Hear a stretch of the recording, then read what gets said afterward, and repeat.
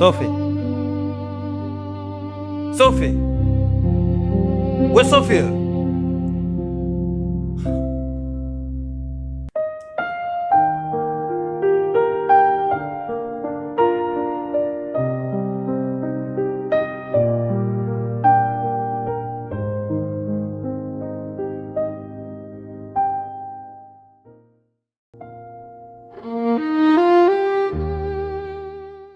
Ndugu yangu. Ndio. Yaani kikweli tumepambana sana. Tena sana. Lakini mpaka saa hizi nina wasiwasi mkubwa sana. Mkuza, una wasiwasi gani tena? Inawezekana yule mgombea wetu asipite. Sasa hapo sasa nikawa na wazo. Na kusikiliza kaka. Wazo gani ambao unalo? Vizuri. Wazo langu ni kwamba tutoke hapa moja kwa moja mpaka kwa mtaalamu. Tumuelekeze ili aweze kutusaidia. Mkuza, unakosea sana. Unakosea. Hiyo ni shiriki. Alafu ni dhambi kubwa sana kwa Mungu. Kwanza tumetumia nguvu kubwa sana kuwashawishi watu ili mradi waje kumchagua kiongozi wetu. Alafu leo imbakia asilimia kadhaa tu ifike siku ya uchaguzi. Unasema twende kwa mtaalamu kweli kaka? Inaingia kilini? Kwa tunatumia shiriki. Na isitoshe Mungu hapendi na unapata dhambi. Aya, leo tunaenda kwa mtaalamu. Kiongozi wetu anakosa. Tunakuwa tumefanya nini? Sasa tumetonga maji kwenye kinu. Alafu kingine kaka sichokielewa. Mungu ni wakati sote. Leo tutaenda kwa mtaalamu. Huyu mwenyewe mtaalamu anamtegemea Mwenyezi Mungu. Tunaenda kwa mtaalamu kwenda kuroga ili mradi kiongozi wetu apite. Tunakuwa tunatenda haki. Mkuza, unanichekesha sana. Hivi unapofikiria mpaka sasa hivi una asilimia ngapi kupita kiongozi wetu? Kikweli 50 kwa 50. Ndio maana nikaja kuleta hili wazo twende kwa mtaalamu. Lakini katika kutembea kwangu, katika kuwashawishi watu wangu, ngoja nimewashawishi watu wa kutosha sana. Wapo na hisi ambao watakubali kumpigia kura yule jamaa. Najua umefanya kazi kubwa sana Mkuza. Kutembea huku na huku umeorganize watu wengi sana. Na hata mimi nimefanya kazi kubwa sana. Mimi nina asilimia 80 kiongozi wetu anapita. Alafu siku zote kiongozi bora anachaguliwa kwa haki. Sawa? Mwache mtu awe huru kwenye kuchagua mtu anaompenda. Sijui mnielewa Mkuza? Na kwenye uchaguzi inatakiwa ipatikane haki na upendo. Kwa hiyo unataka kunithibitishia kuwa anapita bila wasiwasi? Mimi ninakuhakikishia asilimia 80. Diwani wa upande wetu sisi anapita. Hawezi akaanguka hata siku moja. Mimi nina imani, ninamwamini Mungu. Kaka, mbona unapotea? Kwa nini umwamini Mungu? Hebu kuwa na imani basi kwamba anapita. Sawa. Lakini kitu ambacho kitaniuma, endapo siku kifika alafu yule jamaa akakosa, mimi itaniuma sana. Usimwogope adui yako. Ukimwogopa adui siku zote huwezi kushinda. Jiamini, adui yako mweke hapo. Lakini sio kuroga. Soma dua. Tumwamini Mungu, tunapita. Amen.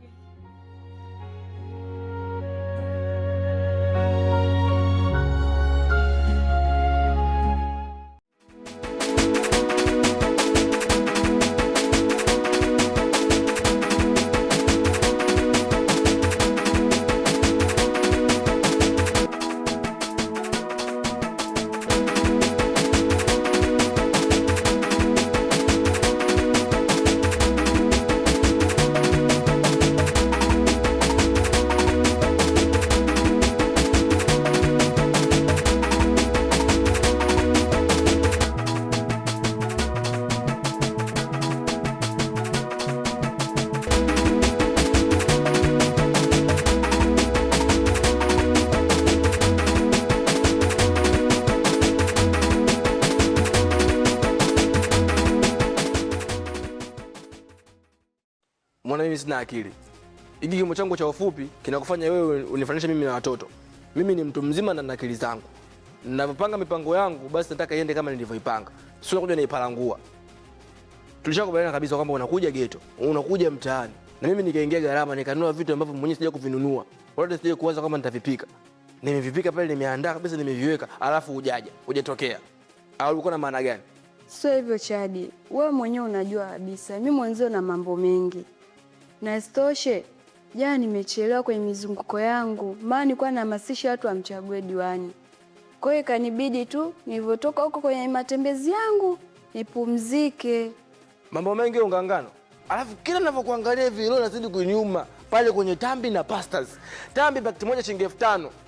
Pakiti nimechukua 3, 15,000. Nipika vitu ambavyo fulani mimi mwenyewe nimetumia tu kwenye TikTok kupika. Alafu utokee mpaka naungua. Kwa hiyo wewe umekosa siku ya kwenda kushawishi watu kumpigia kule kiongozi wako, lakini siku ambayo mimi leo tumekubaliana uje ndio kwa ndo siku sahihi. Na wakati mimi nishakwambia kwamba ukinikubalia jambo langu au huyo kiongozi wako sisi tutampigia kule, mimi nitahamasisha watu, na kama ikishindikana kwa kawaida hivi kwa mdomo, tutaiba zile secret ballots, tutampigia kule wenyewe, tutajaza, anatapita kwa kiongozi. Mimi sipendi kukuona unalalamika sana. Kama vipi twende sasa hivi? Sasa sikiliza. Hapa tunaenda kwenye geto la mwanangu. Kwa sababu mimi pale kwangu kuna mtu kaniazima. Kwa hiyo hatuwezi kwenda. Haitakuletea shida. Na kwa nini umwazimishe mtu chumba chako? Hamna shida yoyote. Niachie mimi kwa nita. Mimi nimekwambia hapa duniani hakuna jambo linalonishinda. Mimi nafanya kila kitu multi purpose. Alafu kuhusu kumpa geto mshikaji ile jambo la kawaida kwa boys. Tunasaidiana sisi. Yaani bora nisikupe hela kula, ila geto nakupa.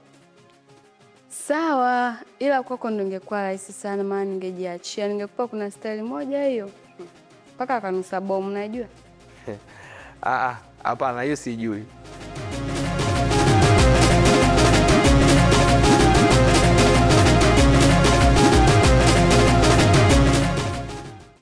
Kwanza nashukuru nimekutoa kwako mpaka kuja hapa. Sasa nina mazungumzo na wewe, na mazungumzo haya ni ya muhimu sana kwako. Unafahamu kuwa tunakaribia kufanya uchaguzi. Sasa nilikuwa naomba katika uchaguzi huu kuna wapinzani wawili tu, mbani wa kike na wa kiume. Sasa ndugu yangu, tafadhali naomba kitu kimoja, kula yako ndio naomba mpigie wa kiume, itakuwa mitisha sana. Mkuza bwana, kwani kura si ni siri ya mtu? Lakini usijali, ila kwa upande wangu mimi kusema kweli naona kiongozi anayefaa ni mama dawa yao. Sipo upande wa huyo diwani hata kidogo. Kama wanavyosema Waswahili, kila mwamba ngoma huvutia kwake. Kwa upande wangu mimi naona mama dawa yao anafaa kabisa. Hata hivyo, mama dawa yao huwa anatusaidia sana. Huwa anatupa vitenge na marupurupu. Pia serikali yetu ya Tanzania inatoa vipaumbele sana kwa wanawake. Kwa hiyo mimi kama Mtanzania na mwanamke mwenzake, naona nitumie nafasi hii kumchagua mwanamke mwenzangu. Tupate kiongozi mpya, mfumo mpya, pia sheria mpya. Rene, wewe mwenyewe unafahamu fika katika miaka 10 iliyopita nilikuwa naongoza vizuri sana. Maendeleo ya kutosha umeona mwenyewe. Barabara, shule, watoto walikuwa wanasoma chini kabisa. Hamna hata madawati. Lakini diwani huyo amefanya juu chini kuhakikisha watoto wanapata elimu bora. Sasa usimchague wewe nani? Hebu mchague basi. Lakini pointi yako kama ina maana hivi, usijali, nitamchagua huyo diwani kwa ajili ya maendeleo ya kata yetu. Kwa nyongeza tu, kwa sababu unapoenda kupiga kura uko peke yako. Utachukua simu yako, fika pale, piga tiki, afu nipige picha, afu nete. Ukinionyesha tu na zawadi yako. Lakini baada ya kuisha chaguzi, sawa? Sawa Mkuza, nitafanya hivyo.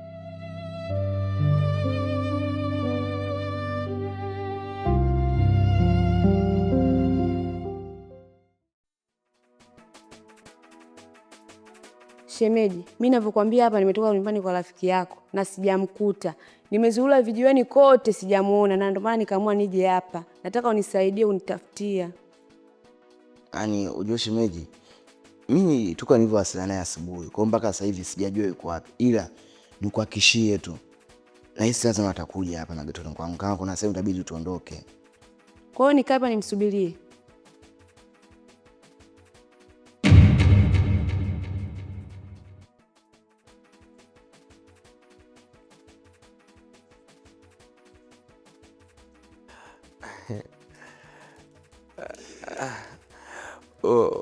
Kama nilivyokuambia dadangu kwamba ili kumpigia kula pasa unahitaji watu ili aweze kushinda kwa kishindo.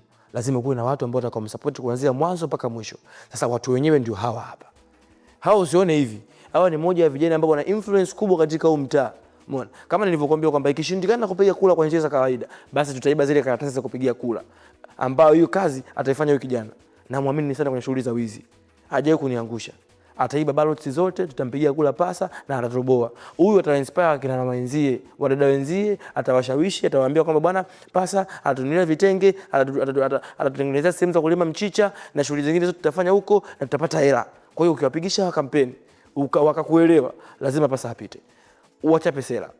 Jamani, kama nilivyowaambia, naombeni tumchague pasa tena kwa awamu ya pili. Na sasa hivi ameahidi vitu vizuri zaidi. Cha kwanza, watoto wetu sasa hivi wanapelekwa shuleni kwa gari, warudishwa kwa gari. Kingine, maji bure, umeme atulipii. Kwani nyinyi hamtaki maendeleo kwenye kata yetu? Tunataka. Mara moja. Andri, kiongozi hapa mindo ananipigia. Naomba kwanza nikamsikilize. Endelea kupiga kampeni sawa? Wewe, unaenda wapi? Wewe naomba usikilize mimi. Nakuja. Mheshimiwa. Na sasa hivi alichokiahidi sasa kingine kizuri kichonifurahisha kuliko vyote. Vijana wote watapata ajira. Hamna kijana ambaye atakaa mtaani bila kazi. Machokola wote watapungua. Mbona wewe unachelewa kurudi? Anarudi tu, kaenda chooni hapo. Chadi! Huyu anafanya mimi masiala. Ngoja nimfuate huko. Wewe, mbona mimi sielewi? Kwani hao ni wapenzi?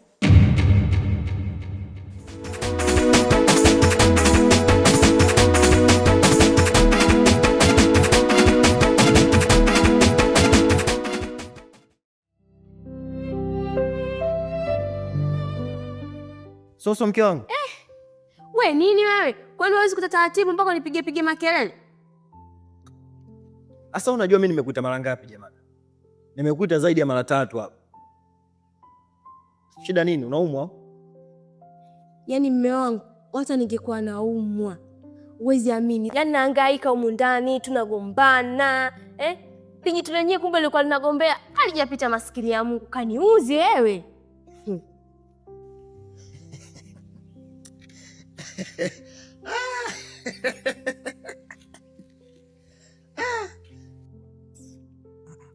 Kwa mimi nachekesha hapa au sio? Yaani vitu kama vinachekesha nicheke vipi? Nacheka kwa sababu hivyo unavyonihadisia wewe vinachekesha. Huo ni ujinga na upuuzi. Nilikwambia mimi achana masuala ya siasa. Matokeo yake ndo hayo. Na bado kidogo ungetolewa kafara kenge. Yaani kwanza nashukuru Mungu. Yaani nashukuru Mungu kwa lipi? Huyo mtu mloko mnampambania hajapita kwa sababu imekupa wewe uhuru wa kutulia na ndoa yako sasa.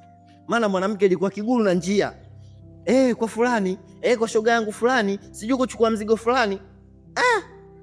Yaani nilikuwa nishachoka. Sasa ndo nilikuwa sitaki kukwambia. Alikuwa anagombea chama gani kwa? Sijui.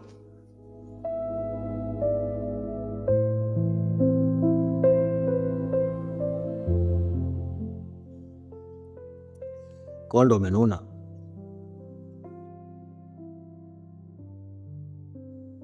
Asa hata ukinuna unamnunia nani mke wangu?